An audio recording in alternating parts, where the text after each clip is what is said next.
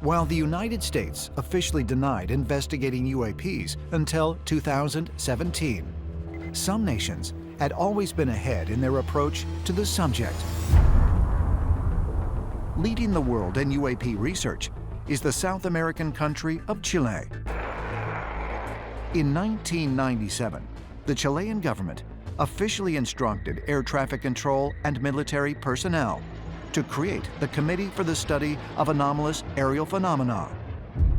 The committee studies all reports of UAP activity by commercial, military, and civilian pilots.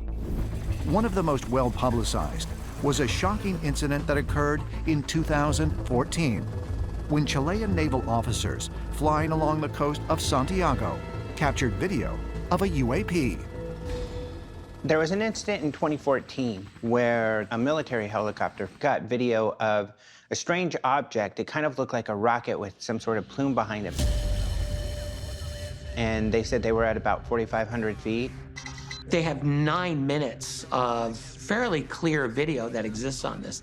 The Chilean military studied it for 2 years, and they were not able to identify this at all. Chile, like many other South American countries, seem to be far more open to the idea that there are objects coming into our airspace. I think one of the reasons why South American countries are more open-minded about the UFO and the extraterrestrial question is because it is part of their cultural heritage. In fact, Peru and Bolivia, they're treasure troves for the ancient astronaut theory.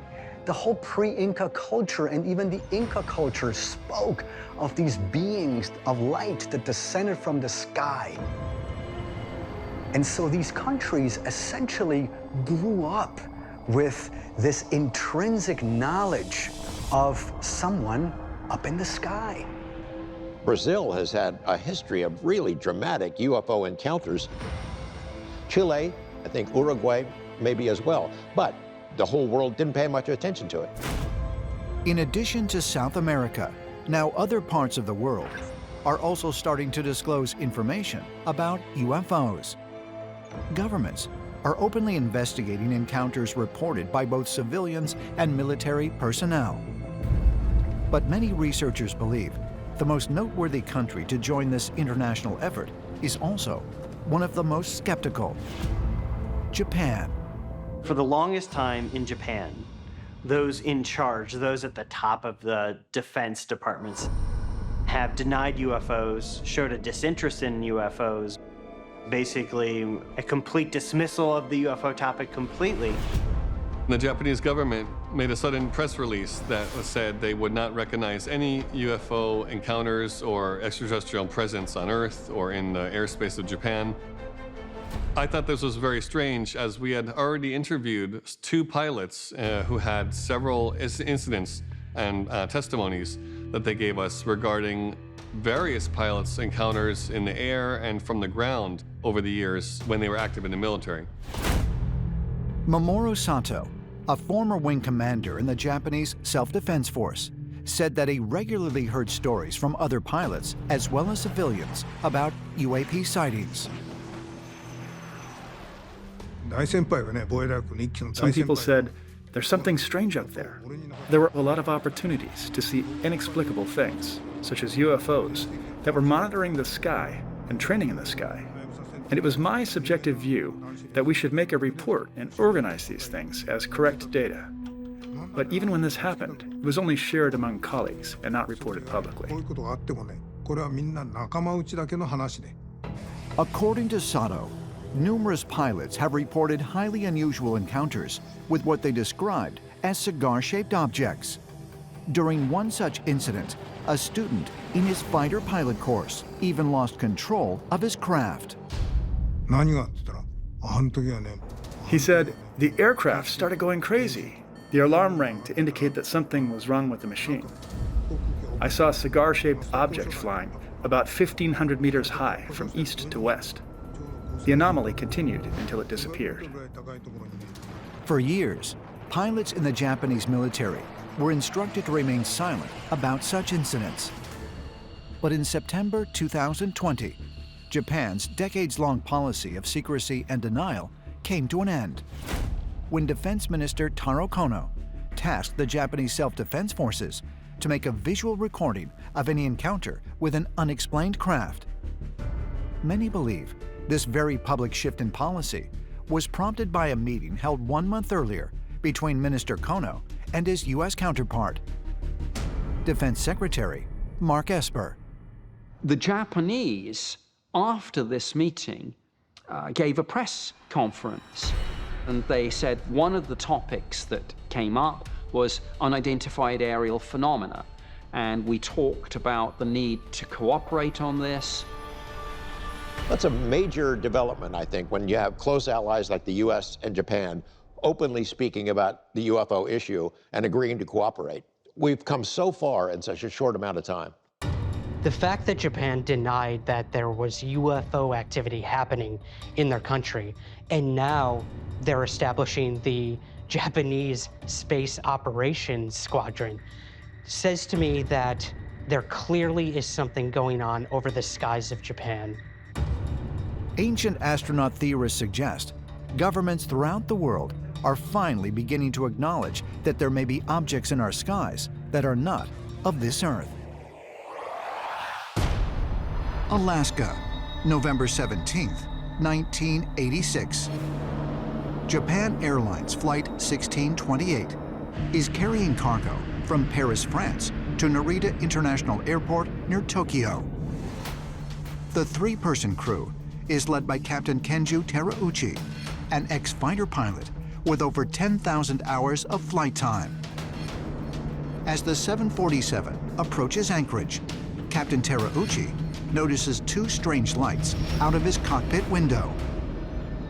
It's dark. It's very early morning before sunrise. These lights are clearly maneuvering. They are in relationship to each other. One is on top of the other, and they move directly in front of his aircraft. Now, he's flying at about 500 miles per hour. These things are pacing him. Captain Terauchi realizes the lights are strange oval-shaped flying objects, and they're getting dangerously close to his aircraft. As bright lights fill the cockpit, Captain Terauchi radios the Anchorage Air Traffic Control Center and asks if they can identify the objects near his plane. Anchorage Center, Lieutenant 1628. Do you have any traffic, 7 o'clock, about Japan 1628, heavy negative.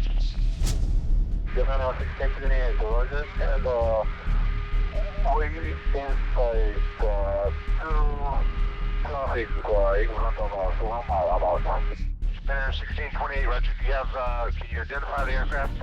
We are not sure, but we have traffic inside now. As Terauchi attempts a series of evasive maneuvers to avoid a potential collision, the two UFOs suddenly disappear. In their place is another object, one so large it dwarfs the 747. His words for describing it were gigantic spaceship, the size of maybe 2 aircraft carriers, just immense. Terauchi sees this massive thing in the sky, and he's scared.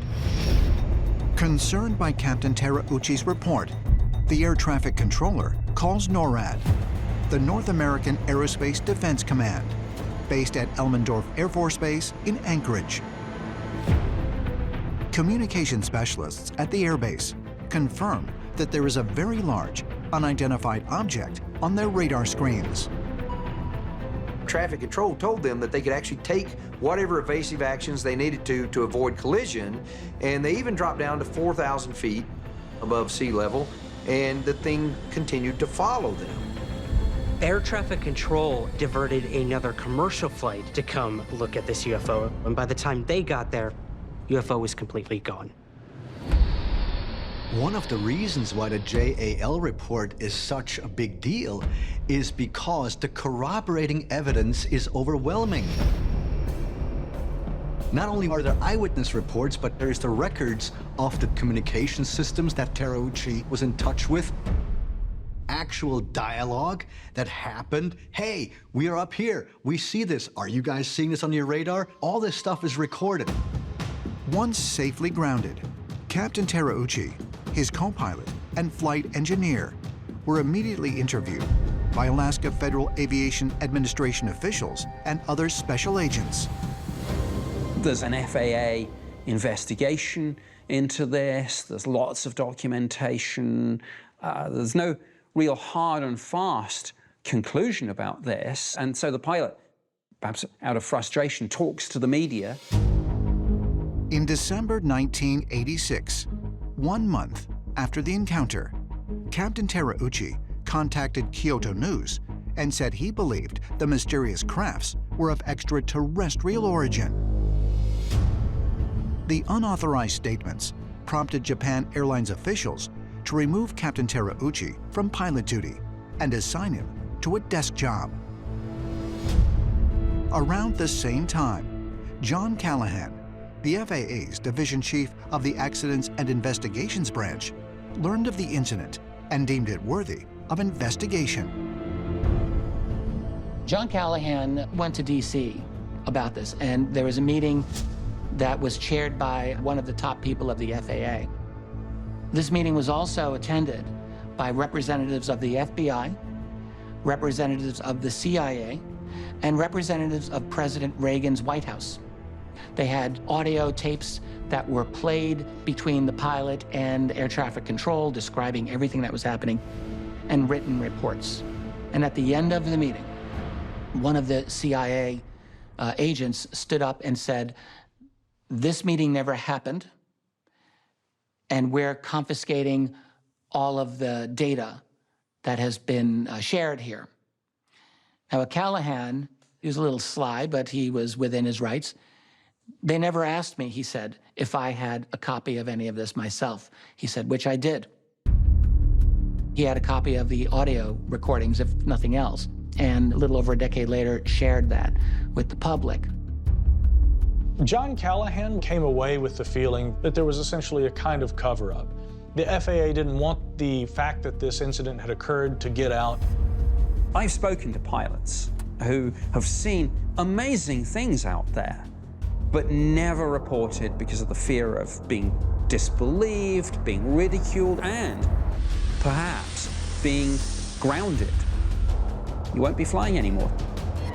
So what did they say? Most times, nothing. You have countless commercial and private airline pilots who spend an exorbitant amount of time up in the sky. And in my opinion, I think they're the best people to discern what is natural and what is not. As far as ancient astronaut theorists are concerned, UFO encounters reported by civilian pilots provide some of the most compelling evidence that there is an extraterrestrial presence in the skies above Earth. And according to some pilots, what they've witnessed presents a serious danger. Historically, there has been a lot of UFO sightings around the Aleutian Islands, and there are 57 volcanoes throughout the Aleutian Islands. And it seems that some of these volcanoes have some very peculiar activity around them. But east of the Aleutian Islands is a large area that has become even more notorious for strange phenomena. It is called the Alaska Triangle. The Alaska Triangle is an area roughly between Anchorage, Juneau, and Barrow, Alaska, more or less running along the border of the Canadian territories and the state of Alaska. The Alaska Triangle can be likened to the Bermuda Triangle, where really strange things happen, seemingly without explanation. Within this region of anomalous activity stands Mount Hayes, one of Alaska's tallest peaks, and a place where UFO sightings are reported with great frequency. Many people have seen UFOs, flying saucers, strange lights flying in and around Mount Hayes. Now, there's no road that can go up there. The only way to get to Mount Hayes is to actually fly there, which most people don't do. So what are these craft that are flying around Mount Hayes? For decades, eyewitness testimony was the only evidence to support the notion that Mount Hayes was a UFO hotspot. But in 1995, declassified documents revealed that Mount Hayes featured prominently in a top-secret government project called Stargate. Researchers were looking through CIA documents and they found evidence of a project underneath Mount Hayes. And they say they saw written in these records that it was actually an alien underground base in this area. Researchers were astounded to find a reference to an extraterrestrial base in official CIA documents. And just as intriguing is how this information was obtained. According to the declassified documents, the existence of an alien base beneath Mount Hayes was gleaned from a top-secret experimental investigation technique used by Project Stargate, a technique called remote viewing.